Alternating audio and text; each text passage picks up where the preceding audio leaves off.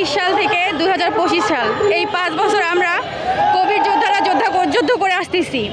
2020 সালে যখন করোনা মহামারী চলতেছিল তখন কেউ কাউকে চেনে নাই, তখন বাবা তার ছেলে মেয়েকে চেনে নাই, ছেলে মেয়ে তার সন্তানদেরকে তার বাবা মাকে চেনে নাই।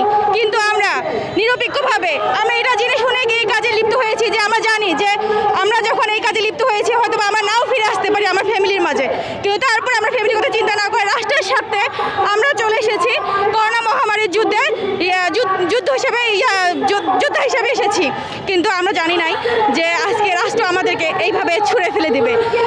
যখন করোনা মহামারী, এখন তারা বলতেছে যে করোনা মহামারী শেষ হয়ে গিয়েছে, কিন্তু না, এখনও যুদ্ধ শেষ হয়নি। আমরা যখন ডেঙ্গু মহামারী চলে তখন আমরা সেবা দিয়ে গিয়েছি। জুলাইয়ের অভ্যর্থনে আমাদের ভাইয়েরা যখন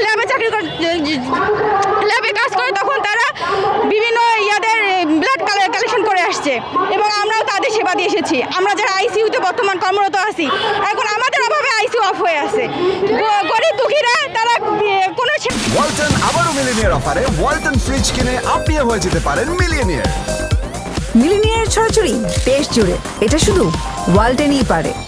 পাচ্ছে না, যেখানে প্রাইভেট হসপিটালে একটা আইসিইউতে পার ডে বিল আসে আপনার 80 থেকে 1 লাখ টাকা, সেখানে আমরা বিনা বেতনে আইসিইউতে সেবা দিয়ে যাচ্ছি। কিন্তু আজকে স্বাস্থ্য অধিদপ্তর থেকে বলেছে আমরা নাকি দেশের সম্পদ না। যদি আমরা দেশের সম্পদ না হয় তো দেশের সম্পদ কে, তাদেরকে জবাব দিতে হবে। কারণ আমরা প্রত্যেকটা মহামারীতে আমরা যুদ্ধ করে আসতেছি, আমরা কখনোই আমাদের ফ্যামিলির কথা চিন্তা করিনি, আমরা রাষ্ট্রের সাথে আমাদের নিজেকে বিলিয়ে দিয়েছি। তাহলে কেন তারা আজকে বলতেছে যে আমরা দেশের সম্পদ না? তাহলে দেশের সম্পদ কে, তাদেরকে এই উত্তর এখনই আমাদেরকে দিতে হবে। মাননীয় প্রধান উপদেষ্টা ডক্টর ইউনূস স্যারের আমি দৃষ্টি আকর্ষণ করে বলতে চাই যে স্যার, আপনি সবটাই জানেন যে 2020 সাল থেকে 2025 সাল আমরা কত পরিমাণ যুদ্ধ করে এই পর্যায়ে এসেছি, তাহলে আপনি কেন আজকে আমাদেরকে ছুঁড়ে ফেলে দিচ্ছেন? আমরা চাই যে আপনি আমাদের দাবি দাওয়াগুলো মেনে নিন, আপনি আমাদেরকে আমাদের কর্মস্থলে ফিরে যাওয়ার তৌফিক দিন। আর আমরা এটাও বলতে চাচ্ছি যে আমরা 4 মাস ডিউটি করেছি, তাদের আশ্বাসে আমরা 4 মাস ডিউটি করেছি।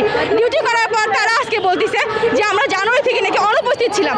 যদি আমরা জানুয়ারি থেকে অনুপস্থিত থাকি তাহলে প্রত্যেকটা হসপিটাল কর্তৃপক্ষ আমাদেরকে কখনোই সিগনেচার দিত না। তারা সম্বোধন করেছে যে আমরা ডিউটি করেছি, কিন্তু তারা কোন হিসেবে বলে যে আমরা ডিউটি করিনি?